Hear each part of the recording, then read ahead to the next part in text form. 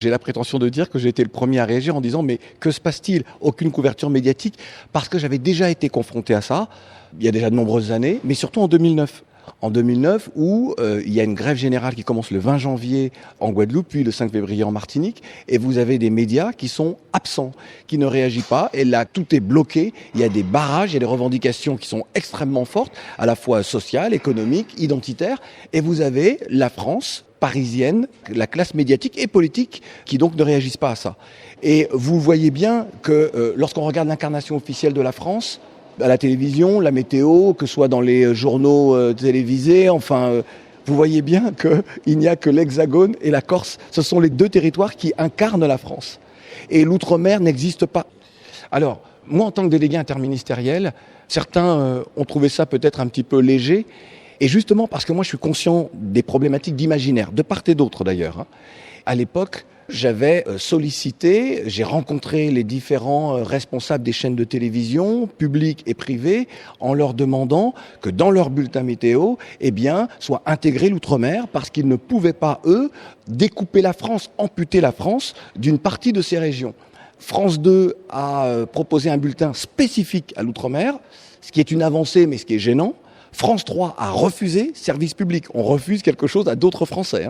M6 avait promis de le faire, ne l'a pas fait. TF1, donc chaque soir, met une région d'outre-mer dans son bulletin météo. Et puis, vous regardez dans la presse, à la radio, l'outre-mer n'existe pas. On a donc véritablement un problème. Moi, je me suis attaqué à cela parce que je savais que je devrais en tout cas faire face à des réticences, à des oppositions, parce que je sais ce qu'il y a dans l'esprit des uns et des autres. La classe médiatique est à l'image de la classe politique, c'est-à-dire qu'elle a du mal à comprendre quels sont les contours réels de la France.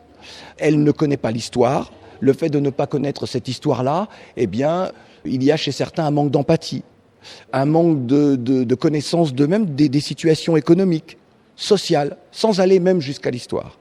Et donc, lorsque vous êtes face à des personnes qui ont si peu de connaissances de l'ensemble du territoire français, nous assistons à ce type de relégation, à ce type d'injustice. Lorsque vous êtes aujourd'hui, et ça on ne le montre pas, mais j'aimerais bien que les médias montrent ça, lorsque vous êtes en Guyane, que vous allez au fin fond de l'Amazonie, qu'est-ce que vous découvrez ? Vous découvrez des gens qui ont des conditions de vie qui sont très proches de celles de la fin du 19e siècle ou du début du 20e siècle. Ça, c'est la réalité de la Guyane et c'est la réalité de bien d'autres territoires d'outre-mer. Alors, faut-il, à marche forcée, mettre en place des moyens pour que ces populations vivent comme nous vivons en France hexagonale ? C'est pas peut-être là le but. Mais lorsque l'on voit que certains se plaignent de leurs conditions, ça veut dire qu'ils regardent comment le reste de la France fonctionne et qu'ils vivent ça comme étant une injustice à leur endroit, à l'endroit de leurs enfants, aux ambitions qu'ils ont pour leurs enfants et pour l'avenir de ces peuples. Encore une fois, je parle des peuples autochtones, ceux que l'on a appelés par erreur amérindiens. Et encore une fois, j'ai été à la fois moi, en tant que Français, originaire de la Guadeloupe, j'ai été extrêmement blessé, humilié de voir que finalement, par le refus, par la promesse non tenue, j'étais moi, pas moi délégué interministériel pour l'égalité des chances des Français d'outre-mer, mais moi, originaire d'outre-mer français, j'étais un citoyen de seconde zone. Et vous le voyez encore aujourd'hui, il y a quelques jours, lorsque je disais aux médias, mais vous devez parler, oui, c'est compliqué, oui, on va voir, oui, on va traiter l'information, oui, c'est vrai, mais là, il y a d'autres sujets que l'on traite. Les réponses des gens étaient dénuées de tout sens d'analyse, de toute intelligence. On a le sentiment que lorsqu'il s'agit de réfléchir sur l'outre-mer, les gens perdent leur pragmatisme, leur intelligence, leur sens de l'analyse et leur respect de l'autre. Les arguments économiques, pour vous, ça tient pas une seconde, le fait que envoyer des journalistes là-bas coûte cher Si l'argument économique était recevable, cela voudrait dire que demain, selon la situation d'une entreprise, publique ou privée, on n'enverrait pas de journalistes au-delà du périphérique parce que ça coûte cher de mettre de l'essence dans le scooter ou dans l'automobile. Et puis, il y a une insulte aux gens d'outre-mer et aux professionnels des médias en Guyane. C'est-à-dire qu'aujourd'hui, on a la possibilité, si vous n'avez pas de correspondant sur place, mais de dire « trouvez-moi un journaliste indépendant, travaillant en freelance, et qui va donc nous faire un reportage, un sujet sur, et puis vous le payez à la pige ». C'est facile. Vous voyez jusqu'où ça va, c'est-à-dire qu'à aucun moment quelqu'un réfléchit Et on en revient à ce que je vous disais sur l'intelligence, le pragmatisme. Personne ne se dit, bon, on n'a pas de correspondant sur place, trouve-moi un journaliste. Non, parce que forcément, c'est probablement dans l'esprit de certains une terre de sauvages où les compétences journalistiques n'existent pas. Et alors finalement, aujourd'hui, une des solutions, c'est les réseaux sociaux, c'est de lancer un mot dièse. Les réseaux sociaux ont changé nos vies. Nous, les damnés de la terre, de la sphère médiatique, ça nous a vraiment permis très clairement de nous exprimer, d'exprimer des idées, de faire réagir également et nous-mêmes de nous fédérer pour mener des combats en commun.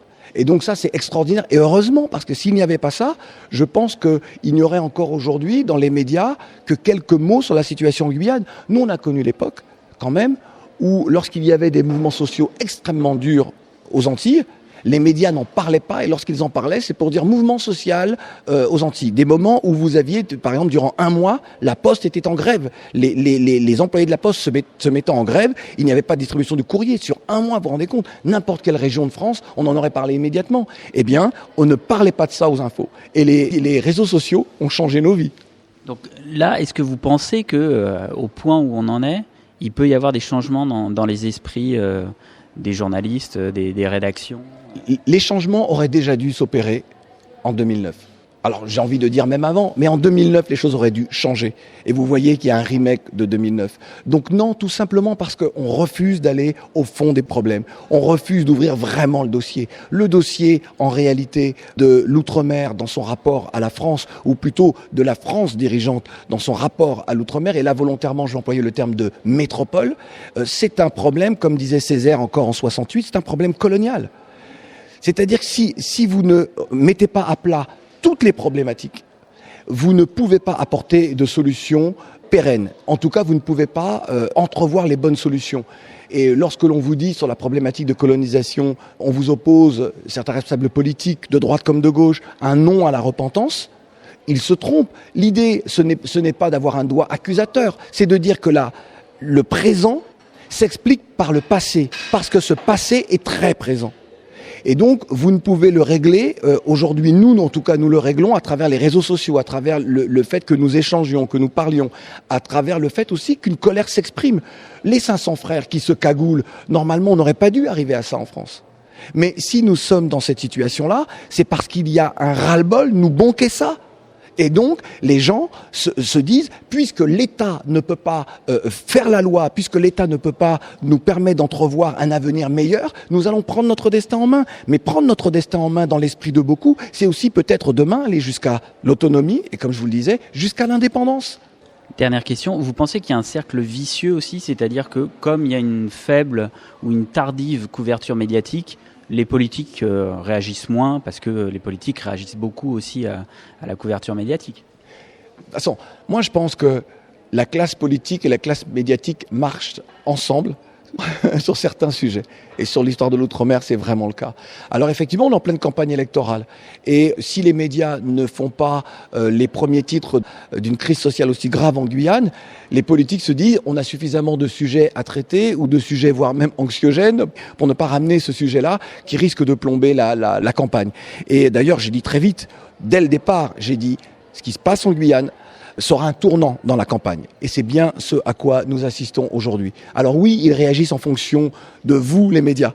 Évidemment qu'ils réagissent à cela. Ce qui est, pour moi, extrêmement grave, préjudiciable pour la parole politique, pour la sincérité politique, et qui est extrêmement aussi préjudiciable pour la sincérité de l'État. Et là, je parle bien de l'État vis-à-vis d'une frange de la population française et des Français qui ont une histoire particulière.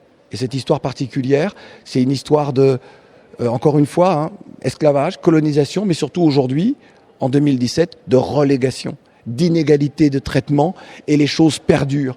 Et à chaque fois que vous avez un gouvernement qui est en place, qui vous parle d'outre-mer, il y a toujours ou l'effet placebo, ou alors on est dans la communication plus que dans la volonté réelle de régler les problèmes. Donc voilà où nous en sommes. Je crois que les médias ont à la fois un rôle extraordinaire à jouer et un rôle qu'ils ne jouent pas.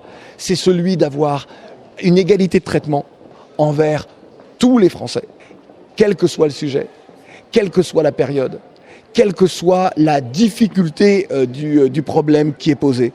Et malheureusement, bon nombre de mes confrères ne connaissent pas l'outre-mer, ne comprennent pas l'outre-mer et surtout ont une vision extrêmement étriquée de ce qu'est la France. La France est un archipel.